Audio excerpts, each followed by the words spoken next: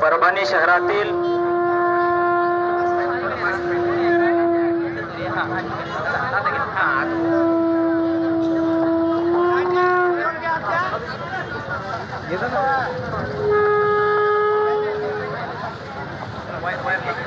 Hello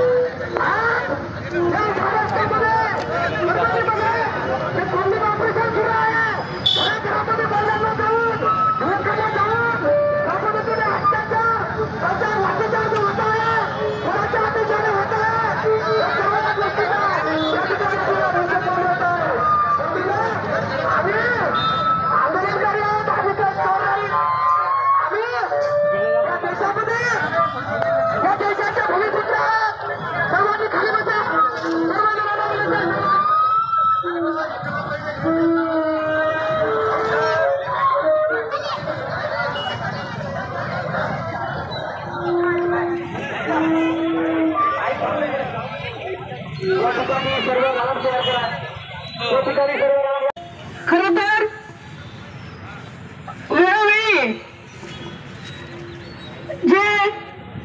आपल्या संविधानांची पायमल्ली केल्या जात आहे आणि जी परभणीमध्ये जी घटना घडलेली आहे त्याचा सर्वप्रथम मी जिजाऊ ब्रिगेड प्रदेशच्या वतीने जाहीर निषेध करते। खरं तर आपल्याला सगळ्यांना माहिती आहे की संविधान हे आपल्या बहुजन समाजाचा आत्मा आहे आणि हे संविधान संपावं म्हणून कित्येक वर्षापासून प्रयत्न केला जात आहे आणि जे कोणी मनुवादी लोक हा प्रकार घडून आणत आहेत आणि संविधान संपवण्याचा प्रयत्न करत आहेत त्यांनाही माझं सांगणं आहे तुम्ही जे स्वतंत्रपणे फिरत आहात तुम्हाला जे स्वातंत्र्य मिळालेलं आहे ते सुद्धा एका संविधानाने दिलेलं आहे जे आमचे डॉक्टर बाबासाहेब आंबेडकर आहेत ज्यांनी बहुजन समाजाला संविधानातून मुक्ती मिळवून दिलेली आहे ज्यांनी संविधानातून कायदे निर्माण करून महिलांना सुद्धा एक न्याय मिळवून दिलेला आहे अशा संविधानाशी जर तुम्ही पायमल्ली करत असाल असं संविधान संपवण्याचा जर प्रयत्न करीत असाल आणि तर तुम्हाला समाज कुठेही सोडणार नाहीये आणि जर का तुम्ही परभणीमधल्या जे माथे फिरून म्हणत आहेत जे माथे फिरून असून सुद्धा तुम्ही एक तिथं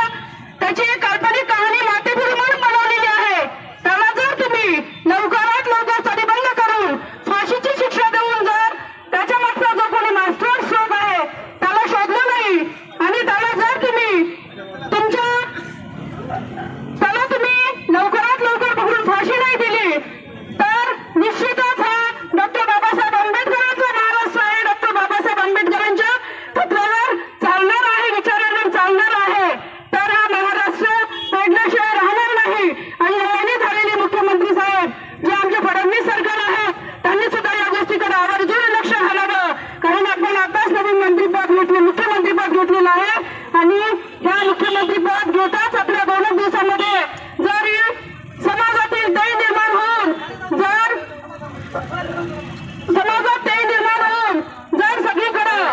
असं वातावरण निर्माण होत असेल तर आपल्याला सुद्धा हा मोठा एक कलंक आहे हे आपण सुद्धा विसरू नये आणि आपण सुद्धा यावर कुठेतरी विचार करावा कारण आपण सुद्धा डॉक्टर बाबासाहेब आंबेडकरांच्या संविधानानेच तिथे मुख्यमंत्री पदाची शपथ घेतली आहे हे सुद्धा कुठेही आपण विसरायला नाही पाहिजे कारण प्रत्येकाला जी आज खुर्ची दिलेली आहे दीनदलित असो किंवा बहुजन वर्गातील प्रत्येकच घटक असेल त्यांना जी खुर्ची मिळालेली आहे ती फक्त डॉक्टर बाबासाहेब आंबेडकरांमुळे मिळालेली आहे हे कधी विसरता कामा नये ज्या आमच्या परभणीमध्ये ज्या बंधूंवर 2 दिवसापासून केसेस लागल्या जात आहेत मी सुद्धा 2-3 दिवसापासून त्यांच्या संपर्कात आहे ज्या कुठलाही काही केलं नाही फक्त रस्त्यावर येत आहेत म्हणून त्यांच्यावर केसेस लागल्या जात आहेत त्यामध्ये आमची शाळकरी मुलं शिकणारी मुलं आहेत कुठलाही त्यांचा दोष नाहीये त्यांचं आयुष्य उद्ध्वस्त केलं जात आहे का तर सत्ता तुमच्या हातात आहे म्हणून हे सुद्धा तुम्हाला कुठेतरी थांबावं लागेल आणि त्यांना सुद्धा न्याय द्यावा लागेल नाही तर पूर्णच्या पूर्ण महाराष्ट्र ही फक्त ठिणगी आहे पण 2 दिवसामध्ये पेटल्याशिवाय राहणार नाही याची सुद्धा आपण काळजी घ्यावी जय जिजाऊ जय शिवराय जय भीम